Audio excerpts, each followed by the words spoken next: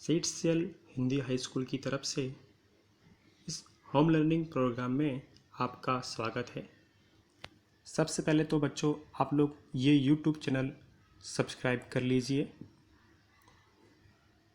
तो बच्चों आज हमारा जो विषय है वाणिज्य व्यवस्था और संचालन और क्लास है 12th यानी कक्षा 12 का हमें वाणिज्य और व्यवस्था संचालन के बारे में जानकारी प्राप्त करनी है।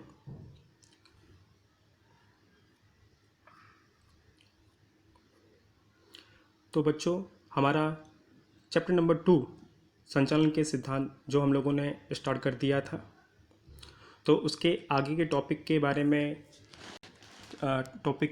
में डिस्कस करने से पहले हम लोग संचालन का जो अर्थ है एक बार फिर से रिवाइज करेंगे। संचालन अर्थात अन्य व्यक्तियों से काम लेने की कला। और फिर संचालन के सिद्धांत के बारे में जानेंगे। संचालन के सिद्धांत का अर्थ इस प्रकार है। संचालन के सिद्धांत संचालकों के लिए मार्गदर्शक की भूमिका निभाते हैं। वास्तव में संचालन के सिद्धांत नियम नहीं है, मात्र धारणाओं, रूढ़ियों और अनुभवों का निचोड़ है। अब हमारा जो आगे का जो टॉपिक है वो है फेड्रिक टेलर के वैज्ञानिक संचालन के सिद्धांत। फेड्रिक टेलर के वैज्ञानिक संचालन के सिद्धांत के बारे में जानने से पहले हम लोग फेड्रिक टेलर के बारे में जानेंगे। पारंपरिक विचारधारा में महत्वपूर्ण योगदान देने वाले Frederick Winston Taylor American mechanical engineer थे। प्रारंभिक स्तर पर थे सामान्य कर्मचारी, अप्रेंटिस के रूप में एक कारखाने में आए। तत्पश्चात एक के बाद एक कंपनी में योगदान देकर ये पेट्रोलियम स्टील कंपनी में मैनेजर बने। तो ये हम लोगों ने जाना फेड्रिक टेलर के बारे में।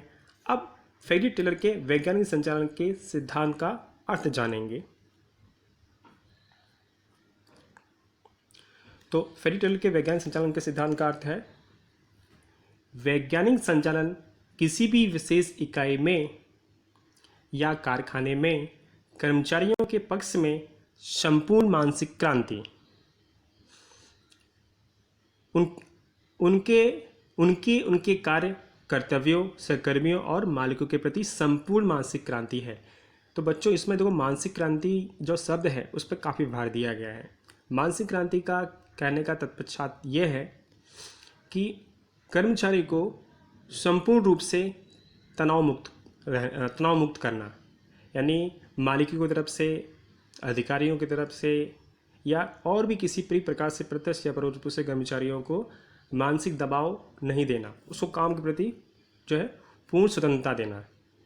ठीक है, उस पर फेड्रिक टेलर के वैज्ञानिक संचालन के सिद्धांत में भार दिया गया है। अब हम जानेंगे उसकी व्याख्या। फेड्रिक टेलर के वैज्ञानिक संचालन के सिद्धांत की व्याख्या। फेड्रिक टेलर के अनुसार आप लोगों के पास से क्या करवाना चाहते हो यह जानना और निश्चित पद्धति तथा अल्प व्यय में काम करें ये देखना अर्थात वैज्ञानिक संचालन। अब हम लोग जानेंगे वैज्ञानिक संचालन के सिद्धांत।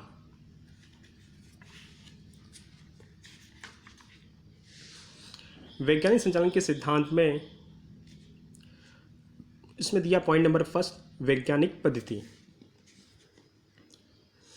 कार्य करने के लिए रूढ़िबद्ध पद्धतियों के उपयोग का त्याग करके नवीन वैज्ञानिक पद्धति अपनानी चाहिए और कार्य का वैज्ञानिक विश्लेषण करके श्रेष्ठ कार्य किस प्रकार हो इसका विचार करना चाहिए। ये वैज्ञानिक पद्धति में ये बताया गया है। फिर दिया गया है सेकंड नंबर में आयोजन और अमलीकरण। जैसे कि आप लोग जानते होंगे बेटा, व्यवसाय कार्य की जो शुरुआत होती है वो होती है आयोजन से, और आयोजन कितना अपने आप में सफल होगा वो किस पे आधार रखता है, उसके अमलीकरण पे। रूढ़िबद्ध पद्धति की तरह श्रमिक ही आयोजन और अमलीकरण करे, इसके स्थान पर आयोजन का कार्य विशेषज्ञ करे और श्रमिक उसका अमलीकरण करे, ऐसा होना चाहिए। फिर थर्ड नंबर में दिया कार्य विश्लेषण। कार्य विश्लेषण में जो है ध्यान दिया गया है इस पे अल्प खर्च और शीघ्र कार्य करने के लिए कार्य विश्लेषण उत्तम है, यानी कि कम से कम खर्च में और कम से जल्द काम करके जो है एक उत्तम जो है उद्देश्य प्राप्त करना, कार्य का विश्लेषण प्रस्तुत करना, ये कार्य विश्लेषण का जो जो है उद्देश्य है, जिसमें समय निरीक्षण, गति निरीक्षण और थकान निरीक्षण का अध्ययन करके अल्प लागत से उत्पादकता में वृद्धि की जा सकती है। यानी जो है समय निरीक्षण, गति निरीक्षण और थकान निरीक्षण, इसमें फोकस करके कम से कम लागत और खर्च और मेहनत में अधिक से अधिक उत्पादन करना, अधिक से अधिक क्वालिटी को प्राप्त करना। ठीक है, ये कार्य विश्लेषण में ध्यान दिया गया है। फिर दिया गया है 4th नंबर में प्रमाणीकरण। प्रमाणीकरण और सरलीकरण वैज्ञानिक प्रक्रिया है जो पूर्व होनी चाहिए। औजार, साधन, समय, कार्य की स्थिति आदि के बारे में प्रमाणीकरण अनिवार्य होता है। फिर दिया है 5 नंबर में वैज्ञानिक चुनाव और प्रशिक्षण। श्रमिक का चुनाव योग्य रूप से वैज्ञानिक स्तर पर होना चाहिए। जैसे कि हम लोग जानते हैं बेटा, मैंने पहले भी बताया था कि व्यवसाय इकाई में केंद्र स्थान पर कौन होता है? मनुष्य, मानव। और मानव यानी कौन? श्रमिक, कर्मचारी। और कर्मचारी अगर योग्य होगा, जितना क्वालिफाई होगा, उतना ही आपके व्यवसाय इकाई को उसका फायदा मिलेगा। यानी यहाँ पर कर्मचारियों का जो चुनाव हो किस रूप से करने को कहा गया है? वैज्ञानिक स्तर पर, ताकि जो कर्मचारी जिस लायक है उसका उसी प्रकार से उसमें सिलेक्शन हो सके। वैज्ञानिक स्तर के लिए कर्मचारियों की शिक्षा, कुशलता, योग्यता और शारीरिक क्षमता और प्रशिक्षण आदि को मापदंड के रूप में माना जा सकता है। यानी कि कर्मचारी की शिक्षा, कुशलता, योग्यता और शारीरिक क्षमता, प्रशिक्षण यानी कि उसकी ट्रेनिंग, इन बातों पे खास ध्यान दिया गया है अगर योग्य कर्मचारी प्राप्त करना है तो।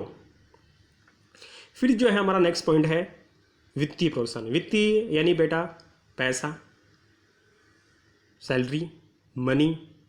ठीक है, जिसके लिए कर्मचारी जो है व्यवसाय इकाई में नौकरी करता है। तो आप लोग समझ सकते हैं कि इसका वित्तीय प्रोत्साहन का मतलब ये हुआ कि कुशल कर्मचारियों को वित्तीय और अन्य प्रकार के प्रोत्साहन देने चाहिए।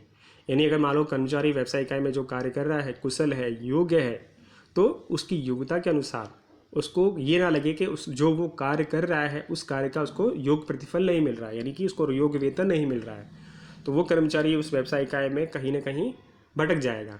इसलिए यहाँ पर उसके पैसे के से जो उसको फ़ायदा मिलता है, पैसे से जो उसको जो लाभ दिए जा रहे हैं उस पर खास ध्यान दिया गया है कर्मचारियों के लिए वित्तीय प्रोत्साहन में। फिर दिया है 7वें नंबर में मितव्ययिता। मितव्ययिता में भी खास ध्यान दिया, किस पर ध्यान दिया गया है? अल्प लागत पर। यानी कहने मतलब ये हुआ वैज्ञानिक संचालन के अमल के दौरान मात्र वैज्ञानिक और टेक्निकल आधार का ही ध्यान ना रखकर, क्या कहा गया? वैज्ञानिक और टेक्निकल आधार पर ही ध्यान नहीं रखना है, हमें अल्प लागत पर भी जोर देना है। यही अल्प लागत यानी कि लो कॉस्ट, कम से कम खर्च में अधिक से अधिक परफॉर्मेंस करना हो, अधिक से अधिक क्वालिटी और क्वांटिटी देना है तब।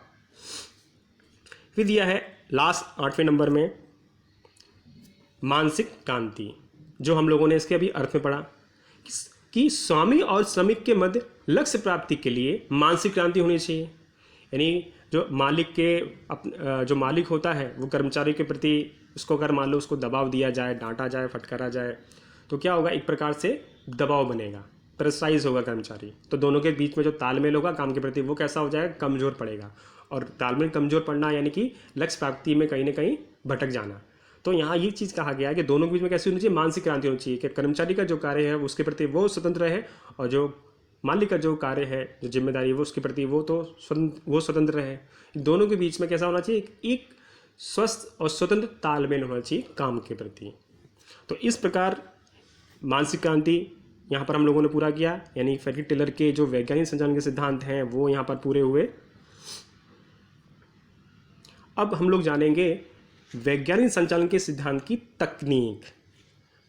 वैसे तो वैज्ञानिक संचालन की तकनीक जो है, वैज्ञानिक संचालन सिद्धांत की तकनीक मुख्यतः 3 है: समय निरीक्षण, गति निरीक्षण, भिन्न वेतन दर की पद्धति। तो बच्चों लोग, समय निरीक्षण किससे कहते हैं? ये परीक्षा में पूछा जा सकता है। तो बहुत ही सरल है, थोड़ा सा ध्यान देंगे तुरंत याद हो जाएगा आपको। किसी भी कार्य के भाग को पूर्ण करने के लिए जितना समय लगता है, इस संबंध में किया जाने वाला अध्ययन अर्थात समय निरीक्षण। बहुत ही आसान है, आराम से आप याद कर सकते हो। फिर सेकंड नंबर दिया है गति निरीक्षण। अनावश्यक गलत दिशा में होने वाले अकार्यक्षम चेष्टाओं से उत्पन्न होने वाले दुरुपयोग को दूर करने की पद्धति अर्थात गति निरीक्षण। फिर लास्ट 3rd नंबर में भिन्न वेतन दर की पद्धति। ये भी बहुत ही सरल है, ध्यान देंगे जल्द से जल्द तैयार हो जाएगा, याद हो जाएगा आपको भी। श्रमिक को उसके कार्य के समय के आधार पर वेतन संबंधी प्रोत्साहन देने की पद्धति अर्थात भिन्न वेतन दर की पद्धति। तो ये 3 जो पद्धतियां हैं हम लोगों ने समझा जाना, ठीक है। तो इस प्रकार यहाँ पर जो है वैज्ञानिक संचालन की सिद्धांत की जो तकनीक है वो पूरी होती है। धन्यवाद।